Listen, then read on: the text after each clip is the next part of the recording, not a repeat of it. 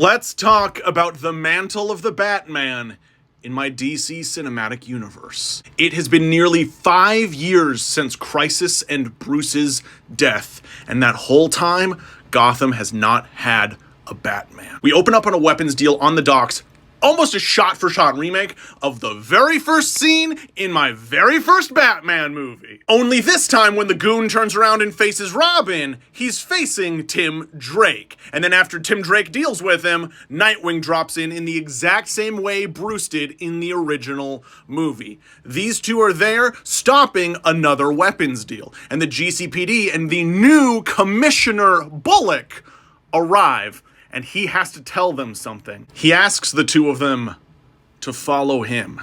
They follow him to a different crime scene where we find Oswald Cobblepot and all of his men dead. And sticking out of the Penguin's chest is a razor-sharp batarang. The trio determine this is another Batman wannabe on the loose. Now, throughout all of Phase 4, the Bat Fam will be talking about other wannabe Batmen that have tried to step up to the plate and have either gotten killed by criminals or almost instantly stopped by police because they were criminals and really bad at their jobs. So they're just assuming as we got another one. However, this one gives both of them pause because this was highly effective. They have not had a Batman wannabe this good yet. And after examining the batarang, Tim Drake realizes it's made out of the exact same stuff that theirs are. We then cut to a criminal meet-up on the other side of town. The rest of Penguin's men are sitting there because they heard from their boss to meet up there, but they're hearing rumors that their boss is dead. And suddenly, a bloody duffel bag drops on the table in between all of them. And a voice from up ahead says, "Those are the heads of all of your lieutenants." And the camera pans up, and we are introduced to the new Batman. He informs the rest of Penguin's men that they all work for him now. He will keep the capes off of their back, but in exchange, he gets a cut of the profit, and they are done selling to kids. 25 years old and up is their demographic now. One of the gang leaders tries to pull a gun and fire on this guy, but the Bat just dodges out of the way, swoops down, and then shoots the man himself. We see that this guy is using firearms. We cut back to the Bat family a couple weeks later, and they're still on the trail of this copycat who is proving much better at this than any of them ever anticipated. And what's worse, Gotham crime rates are plummeting. The fear of a new Batman in town has sent the criminals running scared. And the Bat's new gang is doing so well that it's putting other criminals out of business. And so Two-Face puts a hit out on the Bat. This causes new Batman to strike back against Two-Face and attempt to steal one of the weapon shipments that Two-Face was getting in for himself. But the Bat family proper arrives on the scene to stop this guy. Their fighting is enough distraction for Two-Face to get in and steal just one of the crates on this shipment. And meanwhile, the new Batman is fighting off the entire Bat family single-handedly. He breaks Cassandra Cain's arm and Stephanie Brown's leg before escaping. And after he leaves, Cassandra states, whoever they're fighting, this guy has been trained by the League of Shadows. Nightwing calls up Talia and asks whether or not any of her soldiers have taken the mantle of the Bat ever since Bruce, and she says no. The Bat mantle was retired after Bruce Wayne. Now, the League of Assassins, the Splinter group from the Batgirl series, go watch that. Any of the soldiers that left with Lady Shiva could be this new Batman. And then we cut back to Two-Face, and we see him raiding Arkham Asylum, busting out many inmates. And they wake up the next day with bandages around their necks, and we see that the crate that Two-Face stole from this weapons shipment, it was full of Suicide Squad neck implants and controllers. He got it from a hookup from back in his DA days. Two-Face has assembled his own Suicide Squad. Killer Moth, Firefly, Scarecrow, and Victor Zsasz. Two-Face's Suicide Squad go on a citywide rampage designed to draw out the new Batman, as he still does fight proper crime on top of running his own crime syndicate. So Nightwing, Robin, Catwoman, and Signal suit up to stop this rampage, mentioning to Barbara, if things get out of hand, call Connor and Cassie.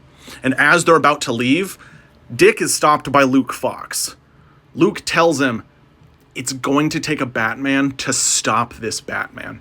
And Dick disagrees. He cites Bruce's will that explicitly told them no one become Batman because Bruce saw it as a curse. And Luke says, look, hey, I didn't know Bruce personally like that, but you have to see that Bruce is wrong about this. Dick storms off furious. And then we cut to the criminal rampage. Killer Moth is like melting a block of city with acid. He gets confronted by Tim Drake. Scarecrow is attacking a concert and he gets faced by Catwoman. Victor Zsasz is just cutting people up and he gets confronted by Signal. And Nightwing goes after Firefly. Each villain has been ordered to cause as much chaos as possible to draw out new Batman. And coincidentally, new Batman shows up to confront Firefly. And as soon as new Batman shows up, we cut and we see Two-Face watching all of these rampages on body cams that his squad are wearing. When he sees this guy on camera, he calls to one of his men and says, send in the big guy. We then cut back to Nightwing witnessing new Batman save dozens of innocent people from Firefly. So he's like, okay, this guy isn't all bad. But then as both Batman and Nightwing get too close to Firefly, we cut back to Two-Face and he says, do it. And he hits a button detonating all of the implants. But these are the same implants used in Black Manta's neck underwater. So they are carrying a massive payload. All of the BatFamily members are knocked back from the explosions fighting their respective villains. Selina and Duke are quite wounded. Tim just barely manages to cover himself with his cape, and Nightwing and new Batman are sent flying backwards through the building. And suddenly, in the wake of that explosion, tearing out of the floor comes Solomon Grundy. Two-Face found him wandering the sewers after the events of Batman Court of Owls and has been brainwashing him and training him to be his personal attack dog. And so Nightwing and Batman have to work together to defeat Grundy. While they are fighting Grundy, Nightwing comments to him that, hey, we actually work really well together. And Batman just sort of angrily grunts in response. They stop Grundy, and then Nightwing tries to take new Batman down, but new Batman gets away. But not before shouting out to him, nice try, Grayson! And then he vanishes.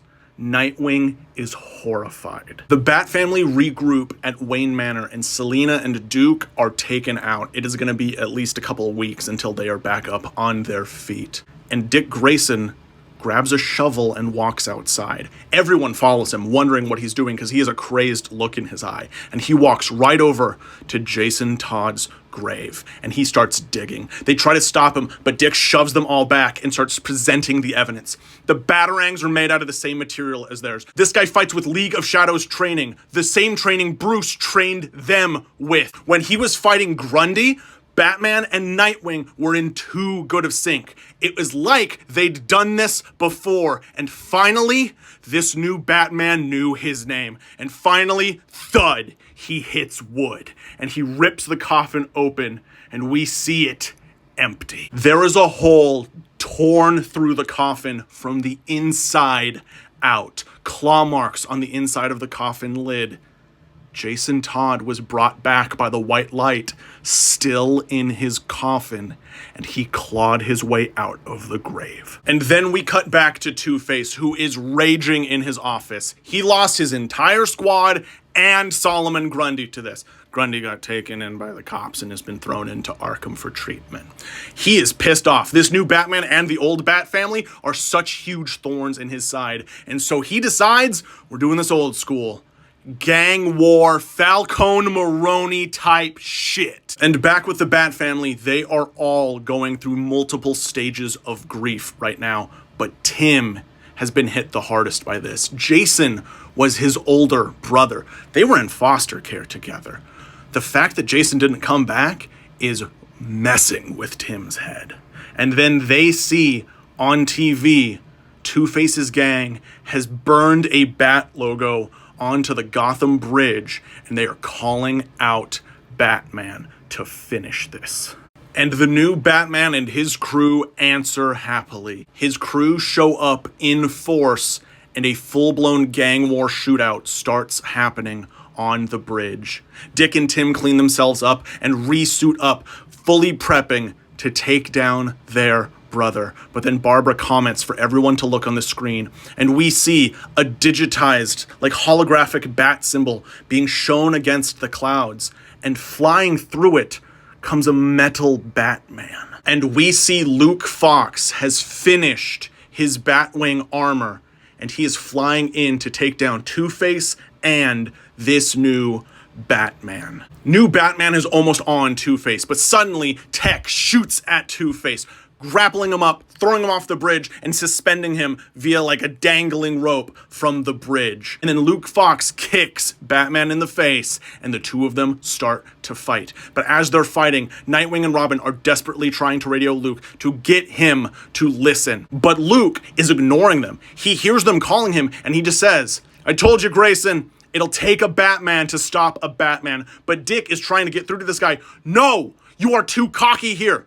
You don't understand. He has access to our comms systems." And then we cut back and we see new Batman kind of getting his butt whooped by this robotic suit.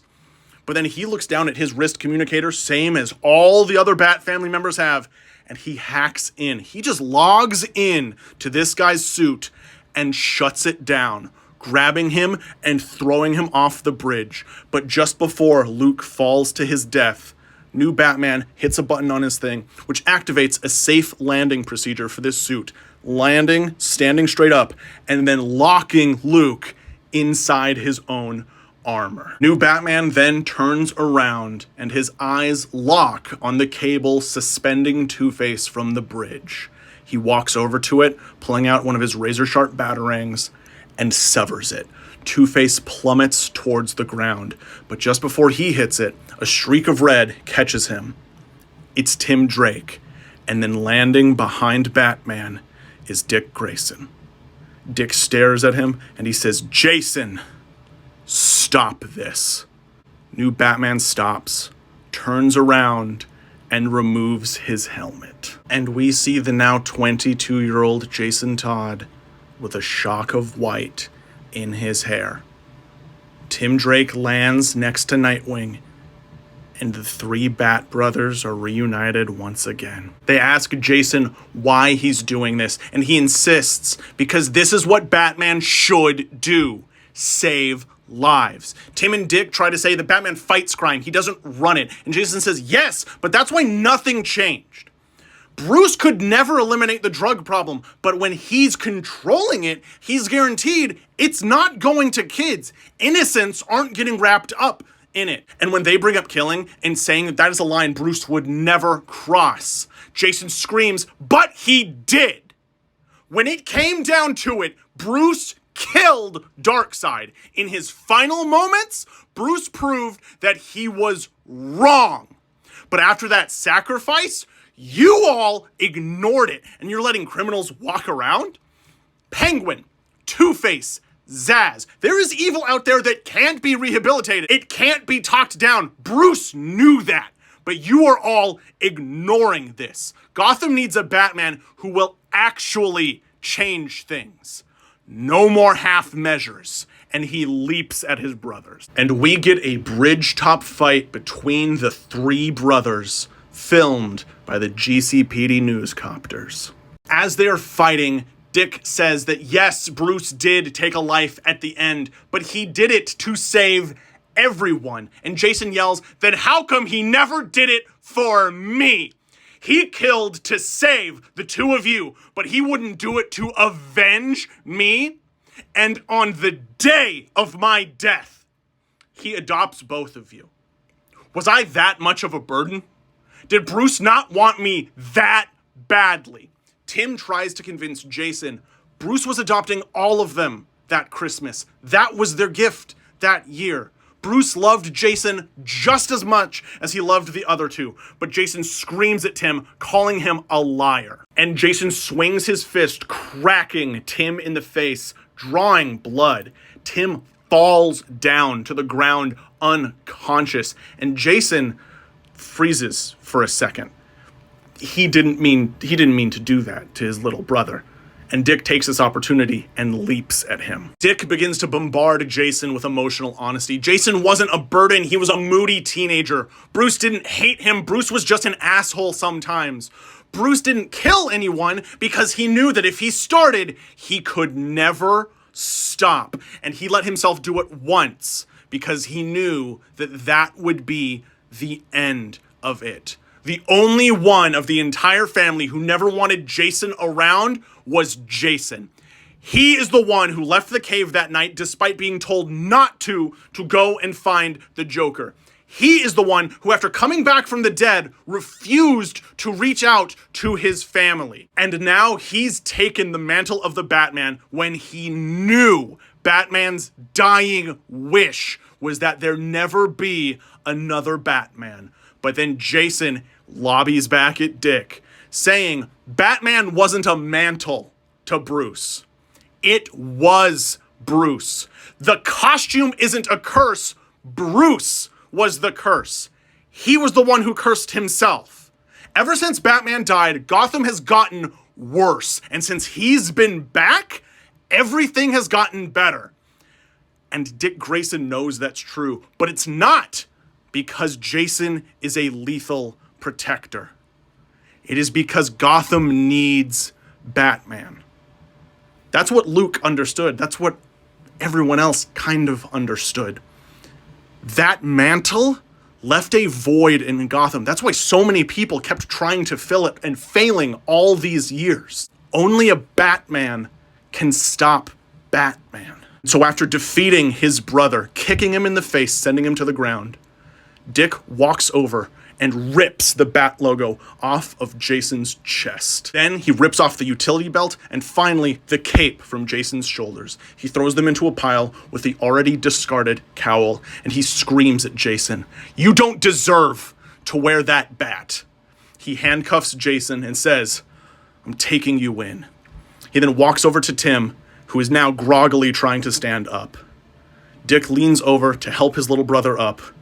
But then we cut back and we see Jason dislocate his thumb, slip out of the handcuffs, and hit a button on his wrist computer, causing his utility belt to detonate. It sends Tim and Dick flying off the bridge to the streets below, but both of them catch themselves and grapple to safety. When the smoke clears, Jason is gone, and all that is left is his cowl burning in a fire. After unfreezing Luke, they take in Two-Face, who has finally been brought to justice, and he is sentenced to life in Arkham. Luke Fox is embarrassed at his first outing in his cool suit didn't go as planned, but Tim says, hey, with a little retooling, this thing could be perfect. Cassandra, Steph, Duke, and Selina all heal their injuries, and then we cut to a few weeks later. We see Barbara Gordon and Dick Grayson talking in the back room of the Batcave. Dick is very nervous and he is off camera, saying this isn't what Bruce would have wanted. But Barbara tells him that what Bruce wanted was for Gotham to be safe, and it needs a Batman for that to happen. The two of them kiss, with us only seeing Dick Grayson's head, and then we see the silhouette as he puts on a cowl. It is then a point of view shot. We see Dick Grayson walk out to the Batcave, and we see the rest of the Bat family step back in awe. We then cut to the GCPD headquarters when Bullock receives a text on his phone. We see him pull a tarp and flip a switch, and for the first time since before Crisis, the Bat signal is lit up. We then cut and we see the Bat family swinging through the rooftops. We see Luke and Duke, Steph, Cass, finally Selina and Tim all stopping on the same building. And then, as Leather Wings Fly blares in the background, landing on a gargoyle in that classic knee-up pose, is Dick Grayson wearing this Batsuit. Stinger! We see the remnants of Jason's crew stumble into their base complaining that the new Batman feels legit. Like, it feels familiar getting beat up by this guy. And then they stop saying, "Hey, sorry, boss, we know that's a touchy subject." And from off camera, we hear Jason say, "It's fine. And tell the crew we have a new name now." And some red masks get tossed from the shadows, landing on the tables in front of them. The goons look at these masks, and Jason's voice says, "We're the new Red Hood gang." And these men tremble in fear. "Boss, ain't that the Joker's old gang name? If he's still alive, he'd come after us." And the camera cuts to the shadows, and walking out of it, Jason says, "I'm counting on it." And that was the Mantle of the Batman in my DC cinematic universe.